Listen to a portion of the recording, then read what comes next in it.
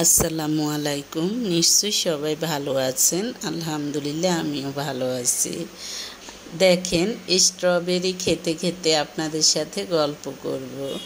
স্ট্রবেরির বাগান দেখুন এবং গল্প শুনুন। আপনি যদি সবার চেয়ে এগিয়ে থাকতে চান তাহলে এই 5টি ধাপে কাজ করুন। প্রথম ধাপ হলো, কোনো কিছু শুরু করার আগে একদিনের বেশি ভাববেন না। বেশি ভাবলে আপনি পিছিয়ে পড়বেন, অর্থাৎ আপনি তখন সন্দিহান হয়ে যাবেন, করবেন কি করবেন না। নাম্বার 2 হলো, অভিজ্ঞতা না থাকলে চিন্তা করবেন না।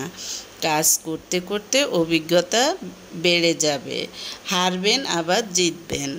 রুটিন অনুযায়ী কাজ ভাগ করে নিন, তাহলে কাজের চাপ কমে যাবে।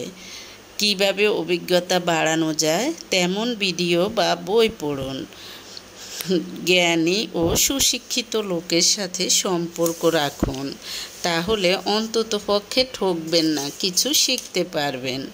সময় বদলায়, সম্পর্কের ডাকনাম বদলায়। চেনা মানুষ অচেনা হয়, পরিচিত মুখ অপরিচিত হয়, শূন্যস্থান পূরণ হয়।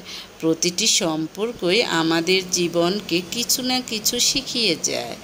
কিছু সম্পর্ক আছে ঝড়ের মতো আসে, আবার ঝড়ের মতো তছনছ করে চলে যায়। এটা নিয়ে ভেঙে পড়ার কিছুই নেই। কারো জীবনে থাকতে হলে মূল্যবান মানুষ হয়ে থাকা উচিত।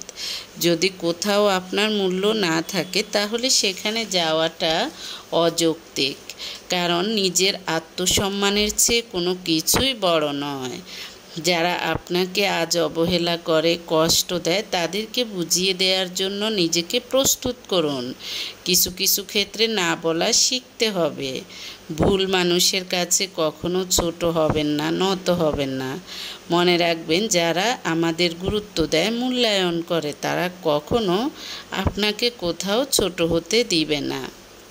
তাই সব সময় নিজের মূল্যায়ন যেন হয় বা নিজে যেন গুরুত্ব পান, সেভাবে চলবেন। মনে রাখবেন, একজন মানুষ সবার কাছে ভালো হওয়া মানে সেই মানুষই ভেজাল আছে, কারণ মানুষ কখনো সবার কাছে ভালো হয় না, বা একটা জিনিস কখনো সবার প্রিয় হতে পারে না।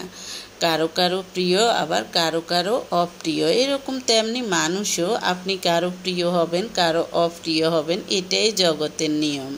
আর আপনি যদি সবার প্রিয় হন তাহলে বোঝা যাবে যে আপনি হলেন দ্বিমুখী, অর্থাৎ যারা দেখা যায় যে এদিকে একরকম কথা বলে, ওদিকে আরেক রকম কথা বলে, তারাই হলো সবার পছন্দের মানুষ। কিন্তু একদিন তাদের মুখোশও খুলে যায়, তখন তারা হয়ে যায় সবচেয়ে ঘৃণার মানুষ।